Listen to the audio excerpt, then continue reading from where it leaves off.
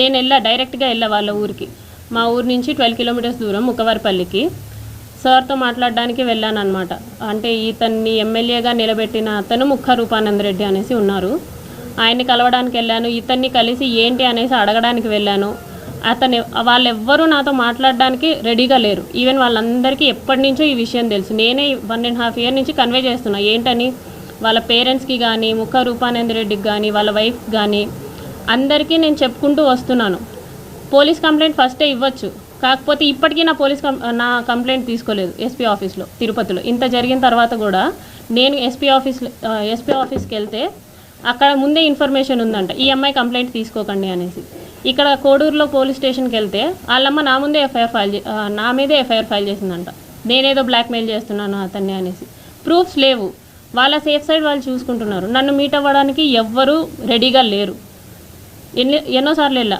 మా మావయ్య కూడా వచ్చారు, మా మావయ్య భాస్కర్, ఆయన కూడా వచ్చారు. ఆయనతో పాటు వెళ్ళానమాట. వాళ్ళు పెద్ద వాళ్ళు వచ్చినా కూడా, మా తరపున వాళ్ళు ఎవరు వచ్చినా కూడా వాళ్ళు మాట్లాడడానికి రెడీగా కూడా లేరు. వాళ్ళ అమ్మ నాన్న కానీ, ఫోన్ కాల్స్ కానీ, ఏదైనా కానీ మాట్లాడడానికి రెడీగా లేరు.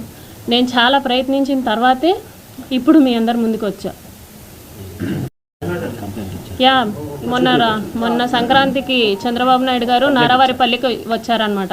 ఎస్పీ ఆఫీస్లో తీసుకోవట్లేదని చెప్పేసి నేను డైరెక్ట్గా చంద్రబాబు గారికి ఇచ్చాను కంప్లైంట్.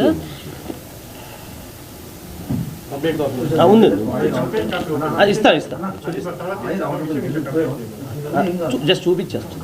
అంటే ఇంతవరకు చెప్పలేదు.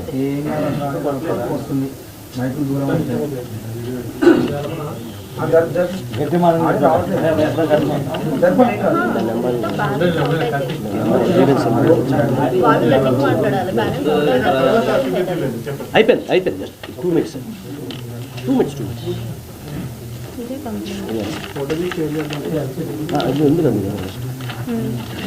కాపీ అది కదండి.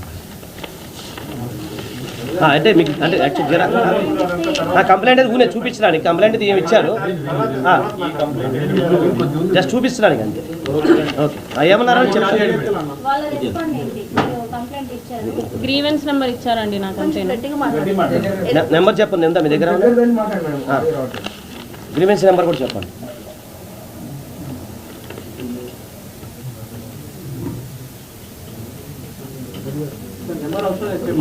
ఇది గ్రీవెన్స్ నెంబర్.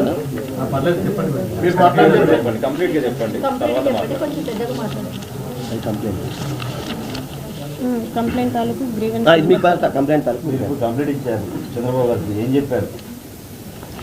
ఆయన అర్జీలు తీసుకుంటారండి. ఆయన అప్పుడు అర్జీలు తీసుకుంటారు ప్రజల దగ్గర నుంచి. నేను బ్రీఫ్గా ఎక్స్ప్లెయిన్ చేశాను. సో దట్ ఎమ్మెల్యే విషయం అయితే నన్ను పిలిపించైనా మాట్లాడతారు అన్న ఎక్స్పెక్టేషన్స్తో నేను వెళ్ళాను అనమాట. కాకపోతే ఆయన ఏంటంటే అంతమంది ప్రజల్లో జస్ట్ అందరి నుంచి తీసుకునేలాగా అర్జీలు తీసుకొని కలెక్టర్ ఆఫీస్కి చేరవేస్తే నాకు కలెక్టర్ ఆఫీస్ నుంచి గ్రీవెన్స్ నెంబర్ వచ్చింది.